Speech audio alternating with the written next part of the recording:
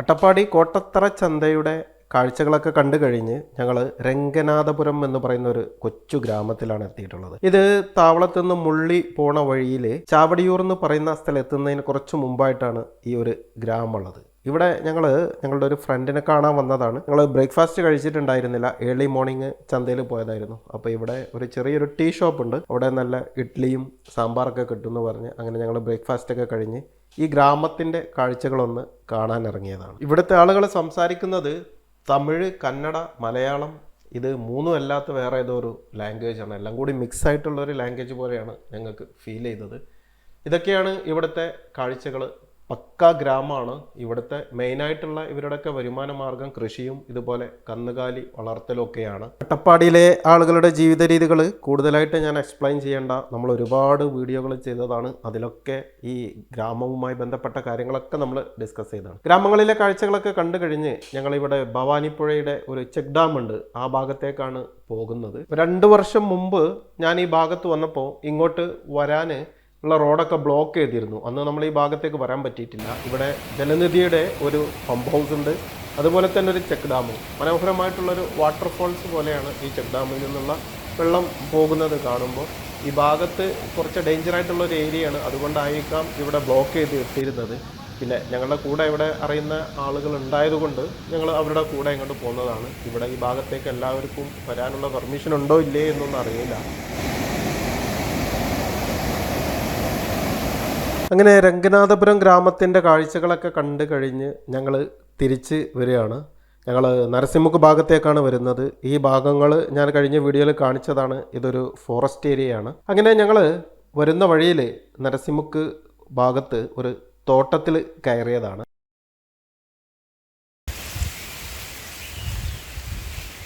ഇത് എന്ത് ചാമ്പൊക്കെയാണിത്? അച്ചാറും വെക്കാം. അച്ചാറും വെക്കാൻ തിന്നും ചെയ്യല്ലേ? ഇതിന്റെ പേരെന്താണ്?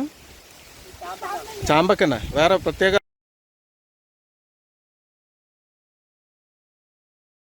അല്ലല്ല, ഈ സാധനം നാട്ടിലും ഉണ്ട്, നമ്മുടെ നാട്ടിലൊക്കെ ഉണ്ട് ഇതേ സൈസില്. പക്ഷെ എന്റെ വീട്ടിലുള്ളൊക്കെ ഇതിന് അത്ര വലുപ്പമില്ല, കുറച്ച് ചെറിയ ടൈപ്പാണ്. ഇതെന്താ സാധനം? സ്ട്രോബെറി പേരക്ക.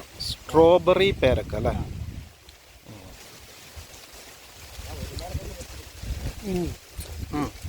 പേരക്കയുടെ ഏകദേശം ടേസ്റ്റ് തന്നെ കേട്ടോ, ഒരു ചെറിയൊരു വ്യത്യാസം മാത്രമേ ഉള്ളൂ അല്ലേ?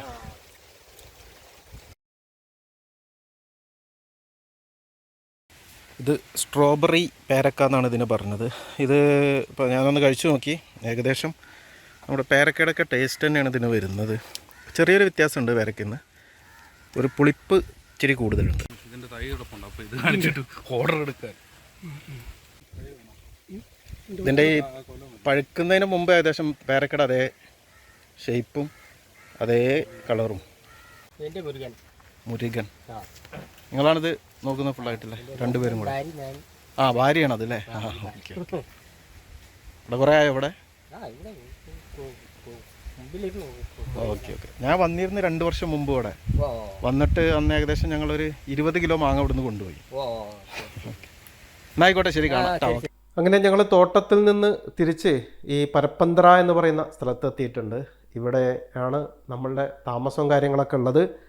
ഇവിടെ ഉള്ള ഒരു തക്കാളിത്തോട്ടം ഒക്കെയാണ് ഇത്. അതുപോലെ തന്നെ ഇവിടെ പയറ് കൃഷി ചെയ്യുന്നുണ്ട്.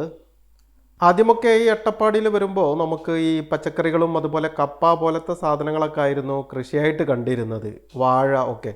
പക്ഷേ ഇപ്പോൾ അട്ടപ്പാടിയുടെ നരസിംമുക്ക് ഭാഗങ്ങളിലൊക്കെ പലതരത്തിലുള്ള ഫ്രൂട്ട്സുകൾ കൃഷി ചെയ്യുന്നുണ്ട്. ടൂറിസത്തിൻ്റെ ഭാഗമായിട്ടുള്ള റിസോർട്ടുകളുമായി ബന്ധപ്പെട്ട സ്ഥലങ്ങളിലാണ് ഇങ്ങനെ ഫ്രൂട്ട്സുകളൊക്കെ കാണുന്നത്. കൂടുതലും പല സ്ഥലങ്ങളിലും ഡ്രാഗൺ ഫ്രൂട്ട്, അതുപോലെ തന്നെ ഈത്തപ്പഴം, അങ്ങനെയുള്ള ഒരുവിധം ഫ്രൂട്ട്സുകളൊക്കെ നമുക്കിവിടെ പല തോട്ടങ്ങളിലും കാണാൻ പറ്റും. ഇതെൻ്റെ സുഹൃത്തിൻ്റെ സ്ഥലമാണ്. ഞാൻ ഫസ്റ്റ് വീഡിയോയിൽ പറഞ്ഞിരുന്നു, ഈ ഭാഗങ്ങൾ കുറച്ചൊക്കെ കാണിച്ചിരുന്നു. അപ്പോൾ ഇവിടെ അടുത്തതായിട്ട് ഇനി വാഴക്കൃഷി ആണ് ചെയ്യാൻ പോകുന്നത്. അപ്പോൾ അതിൻ്റെ ഭാഗമായിട്ട് ഈ പറമ്പൊക്കെ പൂട്ടുന്നതാണ്.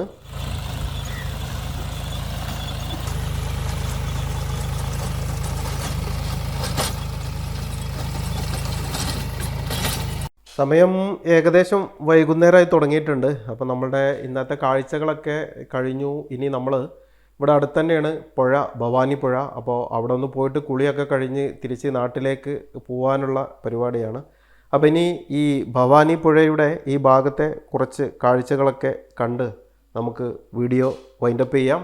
കേരളത്തിലെ കിഴക്കോട്ടൊഴുകുന്ന 3 നദികളിൽ പെട്ട ഒരു നദിയാണ് ഈ ഭവാനി പുഴ. കൂടാതെ ശിരുവാണി പുഴയും ഈ അട്ടപ്പാടിയിലൂടെയാണ് ഒഴുകുന്നത്. 3ാമത്തെ നദി കബനി നദിയാണ്. അത് വയനാട്ടിൽ നിന്ന് കർണാടക വഴി ഒഴുകുന്ന നദിയാണ്. ഇനിയും അട്ടപ്പാടിയുടെ കാണാത്ത പല സ്ഥലങ്ങളും ഉണ്ട്. അതൊക്കെ നമുക്ക് പിന്നീടൊരിക്കൽ ഇനി അടുത്ത വരവുകളിലായിട്ടൊക്കെ നമുക്ക് കാണാം. ഇന്ന് തൽക്കാലം ഞങ്ങൾ ഇനി ഇവിടുന്ന് തിരിക്കുകയാണ്. പുതിയ കാഴ്ചകളുമായി അടുത്ത വീഡിയോയിൽ വീണ്ടും കാണാം. എല്ലാവർക്കും നന്ദി, നമസ്കാരം.